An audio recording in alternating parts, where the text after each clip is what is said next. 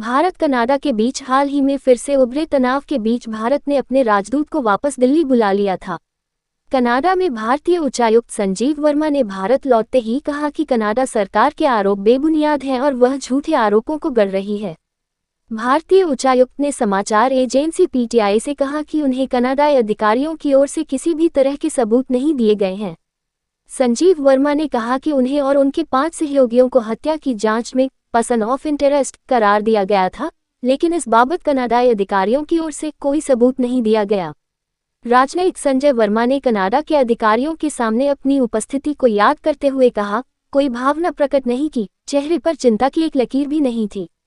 संजीव वर्मा ने कहा कि असल में भारत ने कनाडाई सरकार को देश में चल रहे कट्टरपंथी और चरमपंथी समूहों के खिलाफ विस्तृत सबूत साझा किए थे, लेकिन इस पर कोई कार्रवाई नहीं की गई। उन्होंने कहा, नई दिल्ली ने 26 कट्टरपंथियों और गिरोह के सदस्यों के प्रत्यर्पण के लिए भी बार बार अनुरोध किए, लेकिन इस पर कुछ नहीं किया गया।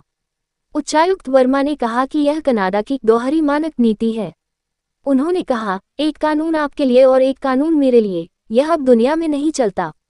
उन्होंने ये भी जिक्र किया कि पहले ग्लोबल साउथ के देशों को विकसित देशों की ओर से निर्देशित किया जाता था, लेकिन अब ऐसा नहीं है। उच्चायुक्त ने कहा कि कनाडाई अधिकारियों के साथ अपनी अंतिम बैठक में उन्हें ये जानकारी मिली कि वे अब हत्या की जांच में शामिल हैं। उन्होंने कहा, मैंने कनाडाई विदेश मंत्रालय के साथ अपनी सभी बैठकों में सौहार्दपूर्ण संबंध बनाए रखे थे, लेकिन 12 अक्टूबर को अचानक मुझे सूचित किया गया कि हमें हत्या की जांच से जोड़ा गया है। उच्चायुक्त संजीव वर्मा ने बताया कि जब भारतीय सरकार ने उन्हें वापस बुलाने का फैसला लिया, तो कनाडाई सरकार ने उन्हें पर्सन ऑफ इंटरेस्ट बना दिया। उन्होंने कहा, ये भारतीय कूटनीतिक इतिहास में पहली बार हुआ है कि किसी विदेशी मंत्रालय के अधिकारी को पर्सन ऑफ इंटरेस्ट के रूप में चिन्हित किया गया है।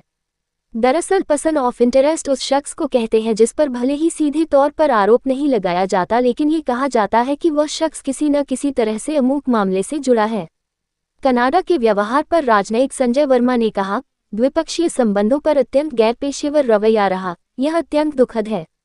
कनाडा की लचक कानून प्रणाली के कारण खालिस्तानी आतंकवादियों, उग्रवादियों को वहां शरण मिली। कनाडा में केवल मुट्ठी भर, करीब 10,000 सिख लोग ही कट्टर खालिस्तानी हैं, जिन्होंने खालिस्तान को कारोबार बना लिया है।